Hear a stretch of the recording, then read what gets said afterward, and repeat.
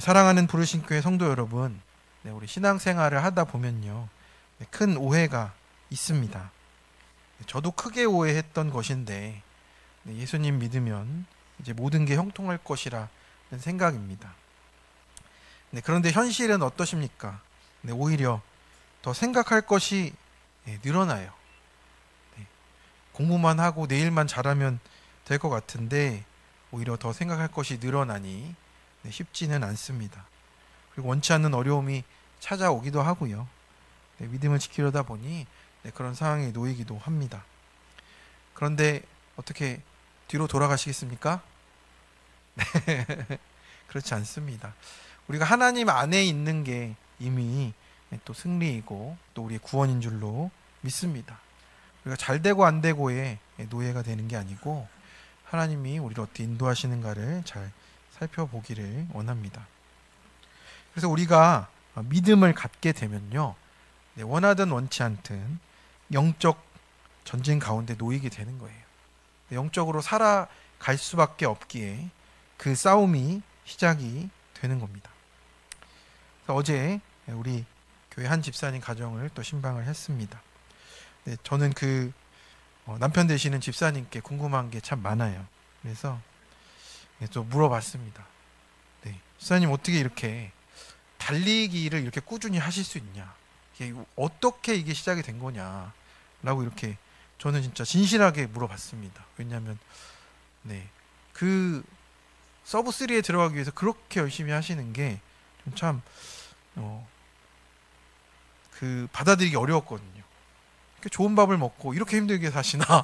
라는 생각이 들어서 그랬습니다.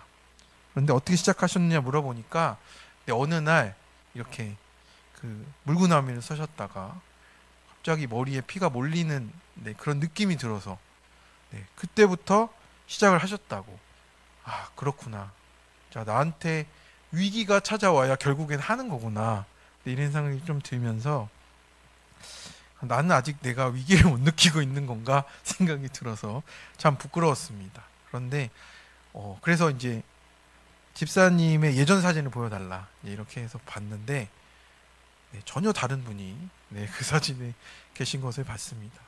그런데 그 집사님에게 예전으로 돌아가라고 하면 돌아가실까요? 돌아가시지 않습니다. 왜냐하면 그 안에서 이겨낸 게 있고요. 거기서 살아낸 게 있어요. 그래서 지금은 15kg 빠지시고 지금 보시는 바와 같이 얼굴이 이렇게 갸름해지셨잖아요. 예전 사진을 보면서 저는 저를 보는 줄 알았습니다. 그래서 여러분도 우리 앞뒤장으로 15kg 뺍시다 한번. 그렇습니다. 제가 왜 이 얘기를 드렸냐면 우리 집사님께 여쭤보니까 먹는 것도 조절하시고 거기에 목표에 맞춰서 살아가세요. 어떤 싸움을 싸워야 되는지를 아느니까 그렇게 싸우시는 거예요. 우리가 보기에는 그냥 그렇게 하시는 것 같지만 예전에 돌아가지 않기 위해서 싸우고 계시구나. 그게 하나하나가 다 뭐를 먹는지 어떻게 행동하는지 내 시간을 어떻게 해서 이 시간을 가지고 운동을 하는지 이런 것들이 다 어떻게 보면 예전에는 몰랐지만 지금은 그걸 지켜가시면서 하는 거잖아요. 왜냐하면 그래야지 내 몸이 산다는 것을 체감을 하신 것 같아요. 그렇습니다. 우리도 이런 영적인 지식이 생기고 믿음 안에 살아가는 데 있어서 정말 중요한 게 무엇입니까? 내가 정말 이 상황 가운데서 이 싸움 가운데서 내가 어떻게 살아가야 할지가 우리를 생존하게 하는 겁니다. 어떻게 믿음으로 살아갈지를 깨닫게 하는 거예요. 그래서 사도 바울은 에베소서를 마무리하면서 그리스도인의 삶을 영적 전쟁으로 표현해요. 그 전에는 그리스도는 화평이다, 뭐 가정은 이렇게 살아야 한다 이런 얘기들을 하면 이 결론이 이렇게 나올 것 같지 않은데 결론이 뭡니까? 영적 전쟁이라고 얘기를 하고 있는 거예요. 그래서 우리의 싸움이 진짜 싸움이 무엇인가? 우리가 지킬 것이 있기 때문에 우리의 믿음으로 어떻게 살아야 할지를 우리에게 알려주고 있습니다. 그래서 오늘 우리가 직장과 가정과 교회에서 만나는 갈등 가운데 네, 하나님의 뜻 가운데 우리가 어떻게 영적으로 살아내야 할지를 또 내 모습을 또 말씀에 비추며 띵크해 보고자 합니다. 네, 첫 번째로 악한 관계를 대적하기 위해서 전신갑주를 입어야 합니다. 네, 10절과 11절을 같이 한번 읽어 보겠습니다. 시작.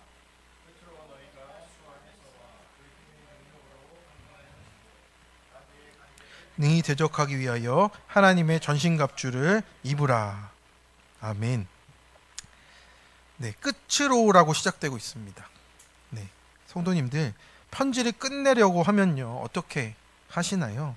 끝으로 하면서 이제 안정적이고 평안한 말로 해야 할 것 같잖아요.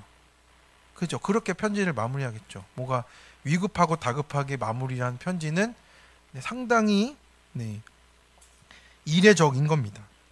여기서 강건하여 지고 하면서 이제 무엇을 준비해야 할지를 말을 하는 겁니다. 내가 근육을 키우듯 내 힘과 노력을 쓰라는 것이 아니고요. 주님의 능력 안에서 강하게 되어 간다라는 수동형이에요. 네. 강하게 되어지는 겁니다. 내 힘으로 강해지는 게 아니고 주님이 주시는 힘으로 강해지라고 에베소 교인을 이제 권면하고 있는 것입니다. 그리고 바울은 곧바로 11절에 이어서 전투를 대비하듯이 경고해요. 마귀의 관계를 능히 대적하기 위하여 하나님의 전신갑주를 입으라라고 했어요. 네. 우리가 지금 처한 상황이 어떤 것인지를 잘 깨달으라는 것입니다. 여기서 관계는 단순한 공격이 아니고요. 치밀하게 짜여진 전략이에요. 그래서 에베소 교인들이 마주하는 상황이 바로 이런 사단의 치밀한 전략 가운데 홀로 놓여 있다라는 거죠. 그 먹잇감이 되고 있다라는 거예요. 네, 에베소 교회의 상황이 어떻습니까? 네, 에베소는 이제 지금의 터키 서부에 있었어요. 네, 대표적인 항구 도시이고요. 로마 제국의 제2의 도시라고 할 만큼 번성한 도시였다고 합니다. 정치, 경제, 문화가 다 몰려 있었고 다양한 사람들이 오고 갔어요.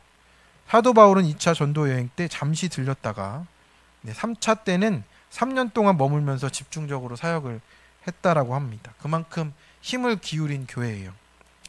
바울이 가장 오래 머물면서 목회한 교회가 바로 에베소 교회입니다.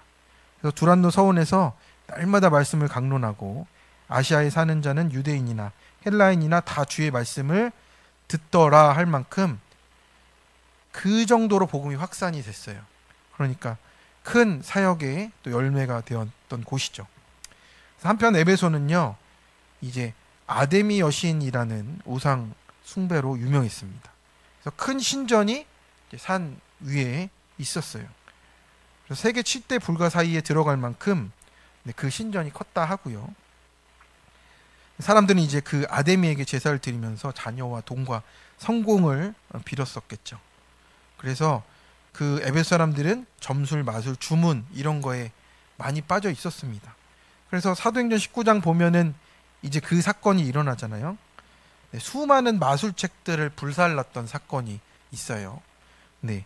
그래서 점술과 마술책들을 다 모아서 이걸 다 불태웠더니 그때 값이 얼마였느냐? 은 5만이었다라고 해요. 네. 이는 당시 노동자의 150년치 임금이래요. 그러니까 그만큼 그 도시가 그거에 얼마나 집중했는지를 보여주고 있다라는 겁니다. 얼마나 깊이 영적으로 어둠에 사로잡혀 있었던 것을 보게 되는 거죠. 우리 하나님이 우리에게 뭐를 해줬냐라고 물어보면요, 우리 민족을 그 미신에서 또 우상에서 그 모든 잘못된 문화 가운데서 우리를 구원해 주셨어요.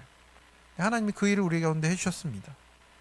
안 그랬으면요 우리는 아직도 동남아처럼 미신과 이런 거에 붙잡혀서 살아갔겠죠. 그렇습니다. 그래서 복음이 퍼지자 어떤 이해관계가 충돌이 생깁니까? 아데미 신전에서 이제 돈벌이를 하던 은장색이 있었어요. 그래서 우상을 만든 사람인데 이 데메드리오가 선동해가지고 바울 일행을 고발해가지고 큰 소동이 일어난 거죠.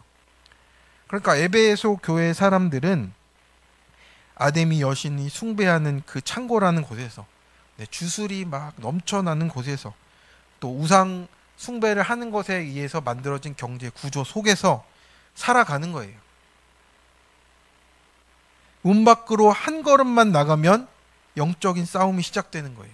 이게 얼마나 위급합니까?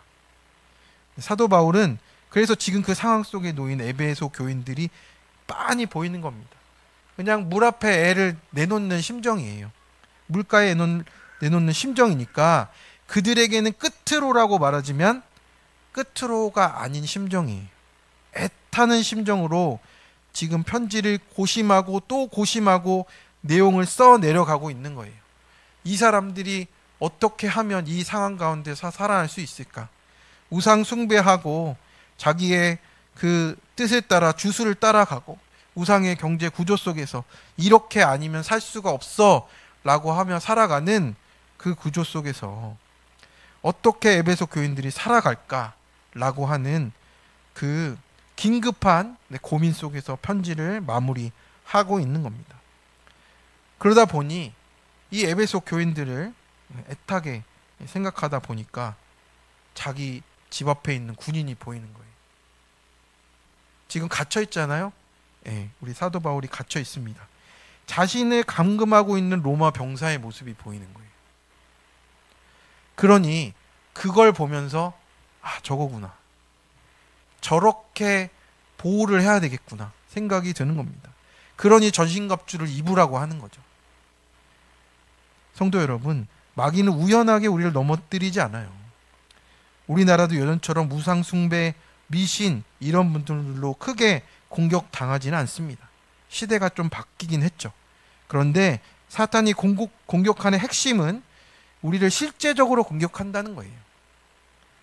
우리의 성격, 상처, 약점까지 다 연구해서 가장 교묘한 방식으로 공격을 하는 겁니다.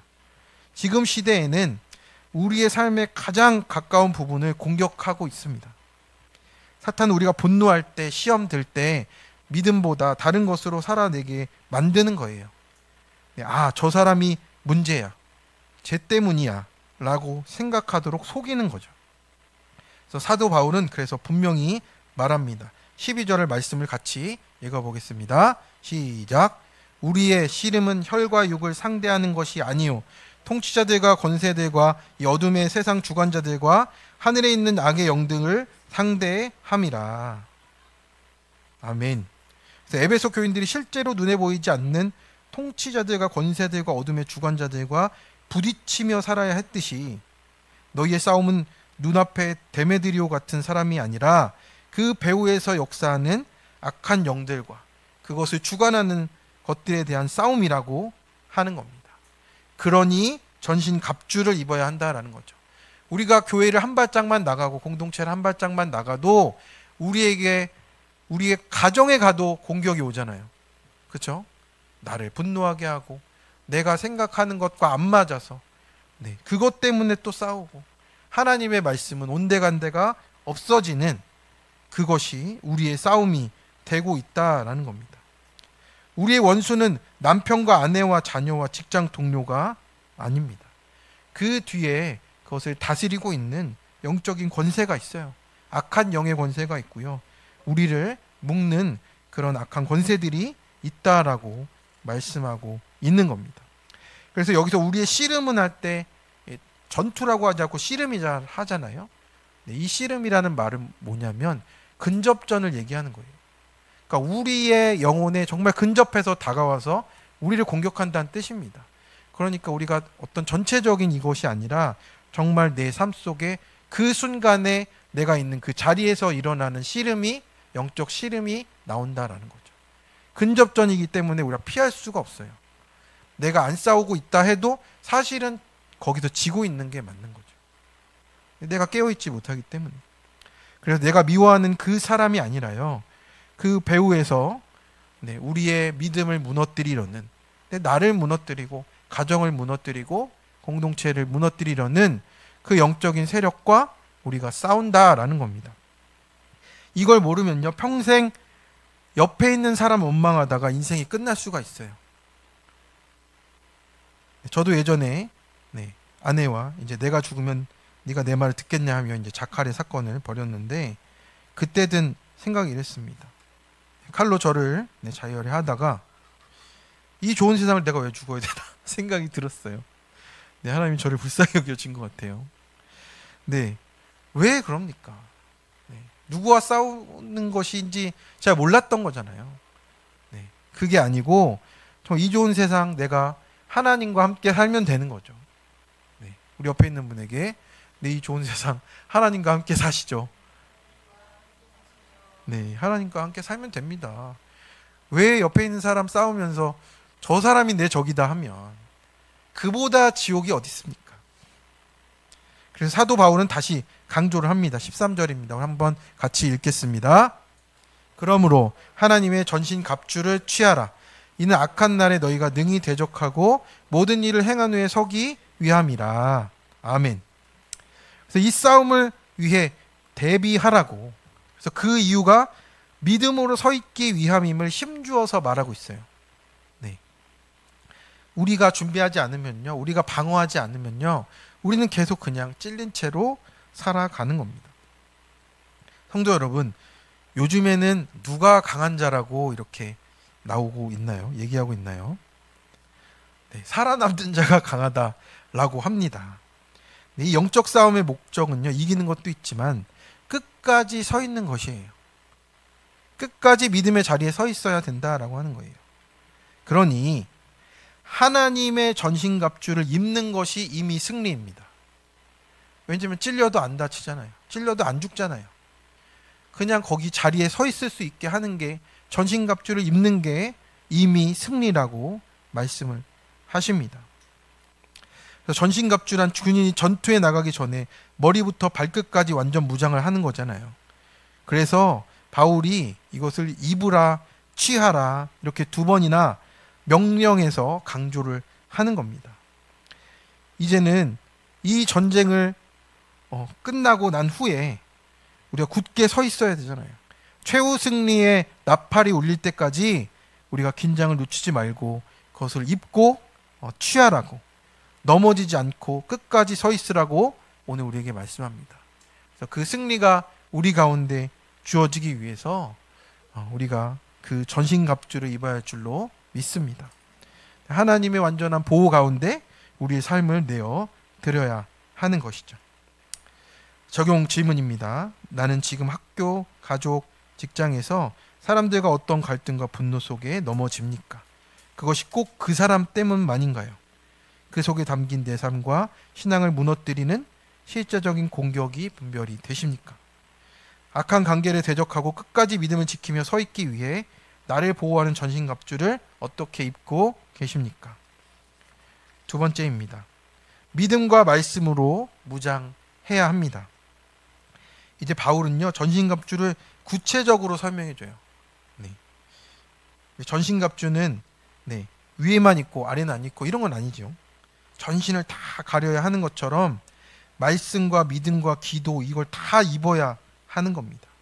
그래서 구체적으로 어떻게 입고 방어하고 싸워야 할지를 다 알아야 우리가 이 전쟁에서 살아남지 않겠습니까? 살아남기 위해서 입어야 하는 거예요. 근데 우리 옆에 있는 분에게 살아남기 위해 입어야 됩니다. 한번 인정해 주세요. 살아남기 위해 입어야 돼요. 지금 말씀 보고 믿음 보고 믿음으로 또 기도하고 이런 게 셀렉이 아니에요. 디폴트 옵션이에요. 가지고 가야 돼요. 그건 선택이 아니라 분명히 가지고 있어야 되는 거예요. 안 그러면 죽습니다. 그거를 우리에게 말씀해 주는 거예요. 우리 14절에서 17절을 같이 읽도록 하겠습니다. 시작. 그런즉 서서 진리로 너희 허리띠를 띠고 의의 호심경을 붙이고 평안의 복음이 준비한 것으로 신을 신고 모든 것 위에 믿음의 방패를 가지고 이로써 능히 악한 자의 모든 불화살을 소멸하고 구원의 투구와 성령의 검 곧 하나님의 말씀을 가지라. 우리가 이거를 너무 많이 들었던 말씀이기도 하고, 뭐 여름에마다 뭐 성경학교 하면 늘 하기도 하고 한데 이것을 정말 우리의 삶에서 늘 가지고 있어야 한다라는 겁니다. 우리가 심폐소생술을 늘 배워서 알고 있어야 되듯이 정말 이게 우리의 실존을 위해서, 우리 영적 실존을 위해서 가지고 있어야 되는 무장의 모습이라는 거죠. 여기서 먼저 허리에 진리의 띠를 매라고 합니다. 네, 서서라는 것은요, 싸울 준비가 된 자세예요. 누워 있으면, 앉아 있으면 네, 싸울 수가 없어요. 무장을 할 수도 없습니다. 그래서 언제라도 다가오는 적군과 싸우도록 긴장감을 가지고 대처하는 모습이에요. 서 있어야 돼요. 그래서 진리로 허리띠를 띠라고 하십니다. 그래서 이 허리는 몸의 중심이잖아요. 네, 허리가 아프면 네, 움직일 수도 없어요. 그래서 이 허리를 묶고 진리로 묶어서 그 흔들리지 않는 하나님의 말씀으로 나를 다스리라고 말씀하고 있는 겁니다. 그래서 진리를 아는 것이 네, 그리스도의 힘의 근원이 되는 거예요. 네, 나의 주인이 예수 그리스도이시다. 그 진리를 내가 붙잡고 간다라고 하는 것이 우리의 싸움의 가장 큰 네, 근원적인 힘이 된다라고 하는 겁니다. 그래서 우리가 이 허리띠를 매지 않으면 네, 거짓이 우리를 속이고요. 자기의 합리화로 네, 내 죄를 보지 않고 그냥 살아가게 됩니다. 그래서 진리에 우리가 매여 있어야 돼요. 두 번째는 네, 의의 호심경을 붙여야 된다라는 거죠. 네, 영화에 보면 이 금색으로 이렇게 돼가지고 약간 이렇게 근육같이 만든 이걸 딱 붙이잖아요. 그 로마 병정들이. 네, 기억이 나십니까? 네, 그게 호심경입니다. 그래서 이 가슴을 보호하는 방패인데 네, 심장을 지키는 거죠. 네, 우리의 심장이 뭐예요? 네, 예수 그리스도의 심장이에요. 우리의 의가 아니라 예수 그리스도의 의로 옷 입어야 되는 겁니다. 그래서 내가 잘해서 구원받는 게 아니에요. 네, 주님의 의가 우리를 덮고 보호하는 겁니다. 예수 그리스도께서 그 피 흘리신 그 예수님의 십자가의 의가 우리를 덮고 보호한다라고 하는 겁니다. 그래서 심장과 폐를 보호해야 우리가 정말 움직일 수 있고 그 모든 혈관이 우리에게 다 작용해서 우리가 싸울 수 있는 힘을 공급받는 거예요.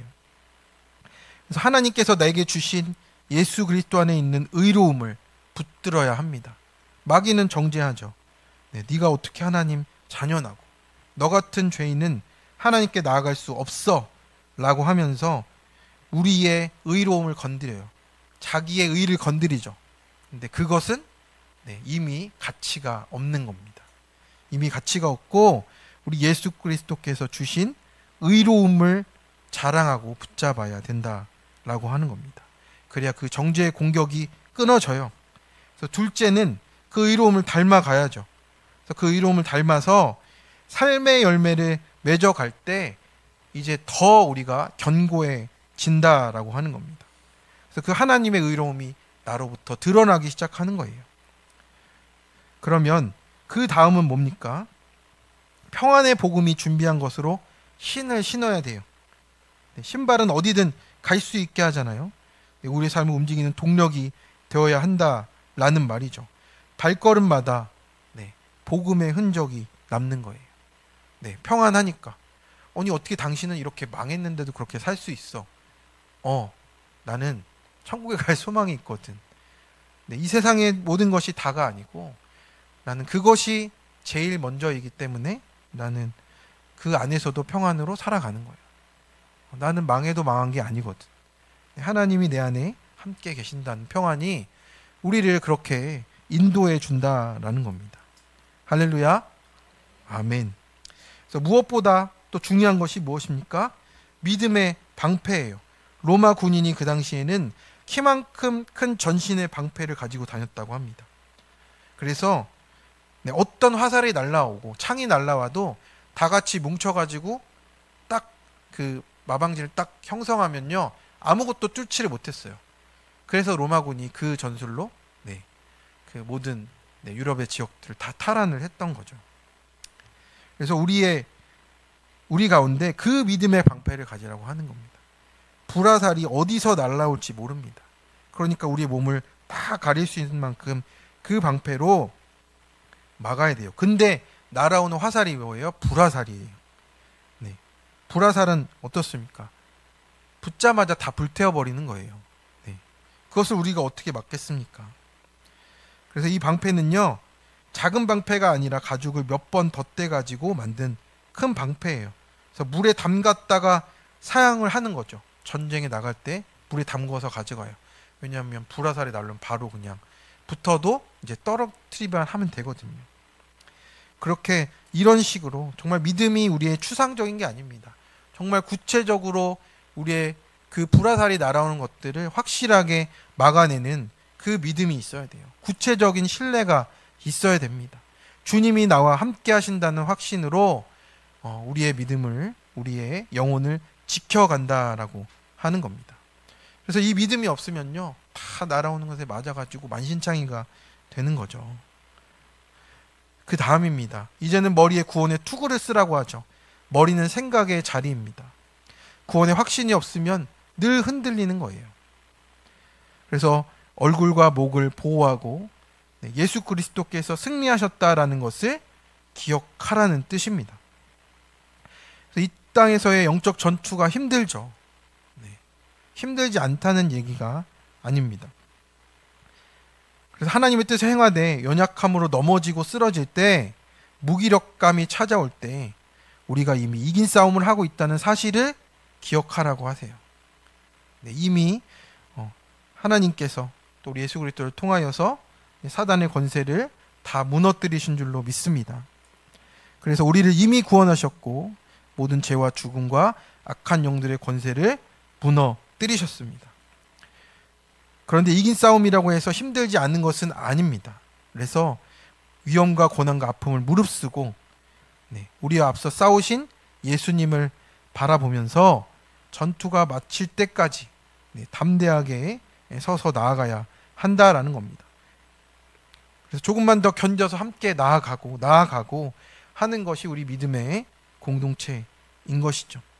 그래서 우리가 이미 이긴 싸움을 싸우고 있으니 우리 조금만 더 싸우며 영원한 승리의 기쁨에 함께 나아가라고 하십니다. 마지막으로는 성령의 검이에요. 다른 무기도 좀 많이 주시면 좋겠는데, 아이템도 많이 주시고 여러 가지 우리를 채워주시면 좋겠는데, 성령의 검이면 된다고 하십니다. 아멘. 성령의 검이면 돼요. 다른 게 아니고요, 말씀을 우리가 붙잡고 그런 모든 공격들을 또 우리가 방어하며 또 공격해야 된다라고 하는 것이죠. 검만이 유일한 공격의 무기예요. 여기서 말씀은 기록된 말씀 로고스로 쓰이지 않고 레마로 쓰였어요. 그러니까 내 상황 가운데 적용되어서 살아 움직이는 말씀인 거예요. 저 멀리 있는 어떤 교리적인 지식이 아니고요, 진짜 오늘을 살아내는 말씀이 내 가운데 임해서 레마로 다가와야 되는 거예요. 그 작업을 우리가 어떻게 합니까? 큐티로 하는 거죠. 큐티를 하지 않고 하루를 살아내면요, 그냥 본성대로 살아냈다 생각하시면 됩니다. 내가 본성대로 살았구나. 그 자리를 거룩하신 하나님을 만나는 그 자리로 삼으셔야 될 줄로 믿습니다. 그래서 그 기록된 말씀이 나에게 레마가 되어서 정말 예수님이 그 사단의 시험을 말씀으로 분별하며 그 유혹을 다 물리치시고 승리하셨던 것처럼, 지금 우리에게도 이 다가오는 모든 시험 가운데서 마귀의 그 악한 관계를 분별하고 깨우쳐서 우리가 말씀으로 대적해야 된다라고 하는 겁니다. 우리가 어떤 시험을 당하는 겁니까? 시험 제목이 뭐예요? 시험 과목이 뭡니까? 하나님의 자녀로 살 것인가 안 살 것인가예요. 시험 과목이 그거예요. 근데 그거를 하면 되는데 다른 거를 하려고 하니, 다른 것부터 하려고 하니 내 시험 점수가 빵점인 겁니다. 뭐예요? 하나님 자녀로 살고 있느냐 아니냐의 시험이에요. 우리 앞뒤적으로 시험 과목을 잘 알아야 됩니다. 우리 한번 인사해 주세요. 시험 과목을 잘 알아야 돼요. 시험 과목은 다른 데 있는 게 아니고요, 정말 말씀으로 살 거냐 아니냐예요. 그거 아니면 우리가 하나님 앞에서 뭘 하겠습니까? 내가 성공한 것을 드러내시겠습니까? 뭘 자랑하시겠습니까? 자랑할 게 하나도 없습니다. 네가 내 말씀에, 내가 내 말에 순종하고 있느냐가 하나님이 보시는 단 한 가지 시험 과목입니다. 다들 100점 맞으시길 제가 간절히 기도하겠습니다. 저도 맞아야죠. 저도 맞아야 됩니다. 그래서 말씀으로 무장하지 않으면요, 내 생각으로 무장하게 됩니다. 그래서 모든 마귀의 실수를 파악하고 패할 수 있는 것은 바로 성령의 검, 곧 하나님의 말씀뿐입니다. 그래서 우리가 매일 말씀으로 무장하는 거고, 큐티의 자리에서 하나님의 말씀을 듣고 내가 순종할 것들을 하나하나 적용하는 것입니다. 그것이 전쟁터에서 검을 들고 서 있는 가장 중요한 무장이라고 할 수 있습니다. 적용 질문입니다. 나를 치고 들어오는 사탄의 실제적인 공격은 무엇입니까? 거짓 합리와 내 의의 체면, 자존심, 불평과 원망, 세상 염려, 불신앙, 감정, 분노. 실제적인 것을 한번 생각해 보시기 바랍니다. 불신앙의 화살이 날아올 때 믿음의 방패를 들어 막고 계십니까? 내 믿음의 마음을 지키는 것은 예수 그리스도의 십자가의 의입니까? 아니면 내 체면과 자기 의입니까? 나에게 공격이 올 때 하나님의 어떤 말씀을 검으로 붙잡고 싸우십니까? 세 번째입니다. 성령 안에서 항상 기도와 간구에 힘써야 됩니다. 전신 갑주를 이제 입었고 또 검을 들었다 해도요, 우리가 기도하지 않으면 아무 소용이 없어요. 바울은 말합니다. 18절 말씀을 같이 읽겠습니다. 시작. 모든 기도와 간구를 하되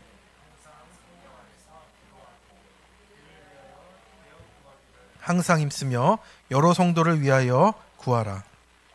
그래서 먼저 기도와 간구를 할 때 성령 안에서 기도하라고 하세요. 성령 안에서 기도한다는 것이 무엇일까요? 성령께서는 우리에게 말씀을 깨우치고 기억나게 하시는 분이에요. 기도할 때도 마찬가지죠. 말씀을 붙들고, 그래서 말씀을 붙들고 기도해야 돼요. 말씀대로 이루어지게 해달라고 기도하는 것이 성령 안에서 기도하는 겁니다. 그래서 우리가 큐티의 자리가 그게 계속 훈련이 되는 자리예요. 하나님, 내가 오늘 이 말씀 주셨는데 내 이대로 살게 해달라고. 그게 기도입니다. 다른 것은요, 내가 원하는 주문이에요. 하나님 앞에서 그냥 내가 이것저것 내가 해달라고 하는 모든 것들이 주문처럼 되는 거예요. 그런데 말씀대로 이뤄달라고 하는 그 기도 가운데 있을 때 하나님이 나머지의 것도 이루어주시는 것을 보게 되는 거죠. 그게 진짜 기도라고 하는 것입니다. 그래서 많은 사람들이 생각보다 말씀을 붙들고 기도를 하지 않아요. 근데 그게 기도라고 생각하는데 약간 우리가 착각하고 있는 거죠. 그러다 보면 어떻습니까? 그리스도인의 기도와 비그리스도인의 기도가 다르지 않게 되는 거예요. 하나님이 이거를 어떻게 생각을 하시겠습니까? 그래서 우리가 주님이 가르쳐 주신 기도를 보면서, 기도의 순서를 보면 먼저 하나님 나라와 의를 구하고 그 나머지 것들은 그 뒤에 구하고 있는 것을 보게 됩니다. 그래서 이 순서가 의미가 있는 것이죠. 하나님 나라와 의를 이 땅에 구현하기 위해서 오늘 나에게 필요한 것을 공급해 주십시오가 되는 거예요. 제가 앞서도 오늘 얘기 드렸지만 이 나라가 잘 되기를 우리가 기도하는 것보다 복음을 위해서 쓰임받도록 하나님 채워달라고 이렇게 기도해야 이 나라가 살아나는 겁니다. 채워주고 채워줬는데 뭐만 남았어요? 욕심과 탐욕만 남았어요. 우상 숭배하는 교회들이 더 생겨나고, 그렇게 되면 어떻게 되겠습니까? 하나님이 정말 원하시는 게 아니라는 겁니다. 그래서 이 기도를 통해 우리가 하나님, 나에게 그 복음을 위해서 필요한 것들을 공급하여 주십시오. 그래서 군사적으로도 어떻습니까? 국가의 전쟁에 참여한 군인이 오늘 병참 지원해달라고 요청하는 거잖아요. 그거 안 해주시겠습니까? 하나님 위해서 살겠다는데 하나님이 안 해주시겠습니까?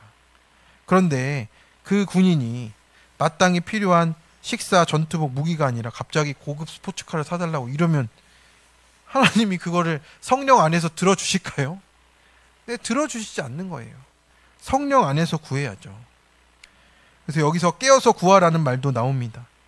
군인이요, 전쟁터에서 졸지 않고 보초를 서야 돼요. 상황을 분별하고요, 그것을 가지고 내가 움직일 바를 알고 기도해야 된다라는 뜻이에요. 그래서 이 기도를 통해서 하나님이 네가 한번 기도하나 안 하나 보겠다, 이게 아니라 하나님을 더 의지하도록 도우시기 위함입니다. 하나님이 그냥 알아서 필요들을 채우시면요, 하나님과 우리의 관계가 없어져요. 우리의 삶의 필요들을 채우시는 것이 하나님께서 우리와 연결되기 위함을 또 우리에게 깨우쳐 주고 계신 겁니다. 그래서 기도가 영적 전쟁에서 본부와 연락하는 무전기예요. 무전이 끊기면 어떻게 됩니까? 네, 고립이 되고요. 승리와는 전혀 멀어지는 것이죠. 제가 요즘 보게 되는 유튜브 채널 중에 역사 채널이 있습니다. 이번 주에는 이제 일본이 태평양 전쟁 때 미국하고 싸우는 내용이었어요. 네, 그 중에 미드웨이 해전에 대한 것이었는데, 네, 가장 중요한 해전이었죠. 네, 미드웨이 해전이 있었는데, 일본이 패배하게 된 원인을 이제 상세하게 얘기를 해줬어요. 네, 그 이유 중에 하나가 무엇이냐면, 일본은 이제 그때 당시에 이제 많이 이제 수적으로 열세가 되었고, 또 전세가 밀리는 때였어요. 그래서 어떻게든 짜내가지고 부대를 세 군대로 나누어서 한 부대는 이제 미군을 유인하기로 했고, 이제 뒤로 돌아간 또 두 개의 함대가 기습하는 작전을 짰어요. 여기까지 참 괜찮은 작전입니다. 일본에게 있어서. 그런데 이때 일본군이 무슨 잘못을 하냐면 서로 연락을 안 했어요. 아니 이게 군대에서 말이 되냐고요. 전쟁을 하는데 연락을 안 해요. 근데 우리나라도 뭐 한산도 대첩할 때도 우리 이순 장군이 뭐 깃발을 올려라 하면 올리면 이제 돌고 뭐 이렇게 각오하는 걸 다 하잖아요. 근데 이 일본의 이 장성들이 제독들이 연락을 한 번도 안 했대요. 와, 저는 이걸 보고 일본이 정말 제정신이 아니었구나 이때. 자기가 하면 다 된다 생각하는 그 교만이 하늘을 찔렀구나 생각이 들었습니다. 그 함대의 제독들이 작전을 위해서라면 서로 위치와 상황을 공유해야 되는데 아예 연락을 단절했어요.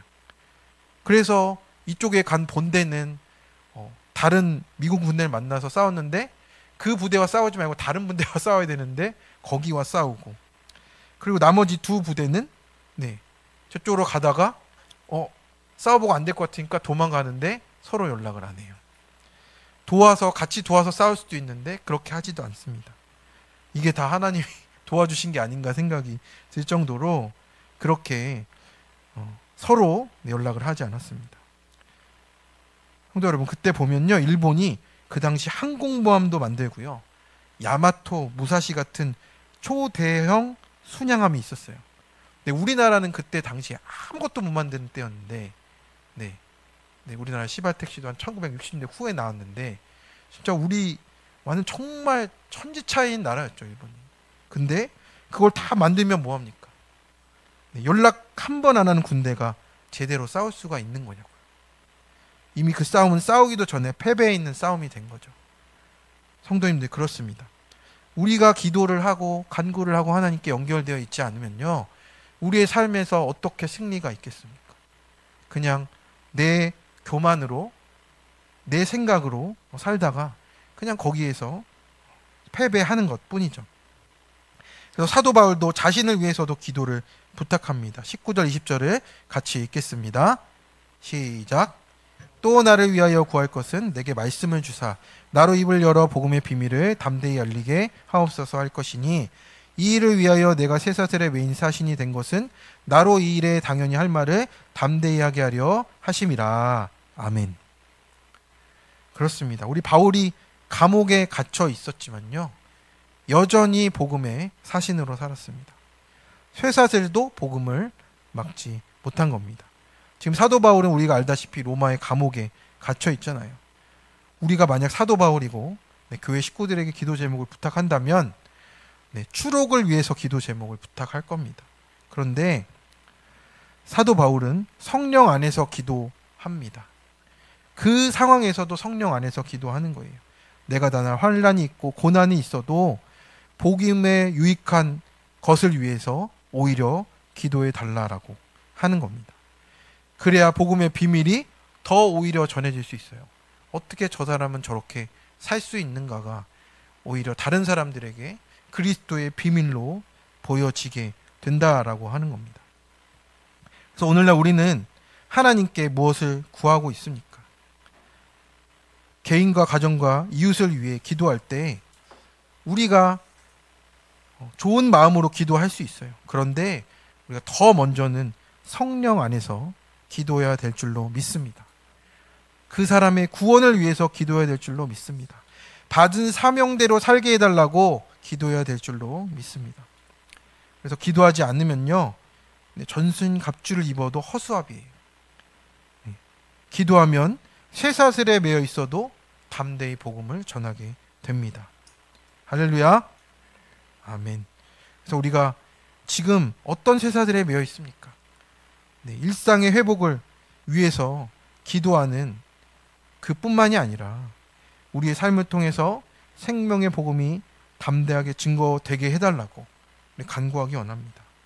그리고 우리와 함께하는 이 성도님들을 위해서 항상 깨어 구하며 성도들의 삶 가운데 복음과 그 사명이 이루어지기를 우리가 간절히 기도하기를 원합니다. 큐티 간증의 내용입니다. 부모님이 경제적인 이유로 2년간 외할아버지 댁에 그 자녀를 맡겼습니다. 그래서 그 집사님은 자존감이 낮은 아이로 자라났고요. 교회 청소년부와 임원을 하고 열심히 신앙생활을 했는데 입시에 실패했대요. 너무 안타깝죠. 그런데 전문대 진학을 하고 나서 창피해서 교회를 약간 멀리했답니다. 그런데 취업이 되고 경제적인 어려움이 막 해소되니까 이제 믿지 않는 이성 교제를 하면서 완전히 등지게 되었대요. 그런데 IMF 때 부서가 정리되어서 어린 나이에 실직하면서 그 현실에 마주하니 하나님의 사랑이 그렇게 떠올랐대요. 하나님의 그 사랑이 떠올라서 교회로 돌아왔습니다. 열등감과 낮은 자존감, 분노 조절 장애, 이런 것을 가지고 있던 자기의 모습이 우리 아내와 자녀들을 너무 힘들게 했다는 것을 깨닫게 되었다라고 합니다. 그래서 오늘 본문처럼 하나님의 전신갑주를 입고 항상 기도하라는 그 말씀이 들렸답니다. 청소년 때 믿음을 잃은 것도, 가족에게 분노를 쏟아낸 것도 다 자신의 입에서 기도가 말랐기 때문이고 하나님과 소통이 단절되어서 그렇다는 것을 깨닫고 회개하게 되었다라고 합니다. 그래서 부모님이 저를 위해서 늘 기도했고 세 자녀를 위해서 기도와 간구가 없었던 자신의 모습을 보게 되었다라고 그렇게 회개하게 되었습니다. 그래서 자녀들은 부모가 삶으로 살아내는 것만 배운다는 것을 기억하고 말씀 묵상의 기도의 본을 보이기 원한다고. 그래서 가족 모두가 하나님의 전신갑주를 입고 승리하는 삶을 살게 해달라고 기도한다라는 큐티의 간증을 남겼습니다. 그렇습니다. 우리가 우리의 이 믿음의 싸움을 싸워가기를 원합니다. 그것이 우리 삶 가운데 어떻게 드러납니까? 말씀을 어떻게 붙잡는지, 또 우리의 기도의 내용이 어떤 기도의 내용인지가 하나님이 우리와 함께 하시는 그 능력을 보게 될 수 있다라고 하는 것입니다. 또 우리 성령 안에서 우리 모든 부르신 교회 성도님들 악한 관계를 대적하고 믿음과 말씀으로 무장하고 또 성령 안에서 기도와 간구에 힘쓰므로 승리하시는 우리 모든 성도님 되시기에 간절히 축원합니다. 적용 질문입니다. 나의 모든 기도와 간구는 성령 안에서입니까? 내 뜻과 생각입니까? 성도를 위하고 교회를 위한 기도를 드리며 하나님께 연결되어 영적 싸움에서 힘을 얻고 계십니까? 또 내가 지금 메인 쇠사슬은 어떤 것입니까? 그 쇠사슬이 부끄러우십니까? 오히려 복음을 전할 제목입니까? 믿음으로 담대히 살아내기 위해 성도들 간에 내 연약함을 나누며 돕는 기도를 부탁하고 계십니까? 이것이 성령 안에서 참된 교제와 승리임을 믿고 누리고 계십니까? 우리 이 시간 함께 찬양하며 나갔으면 좋겠습니다.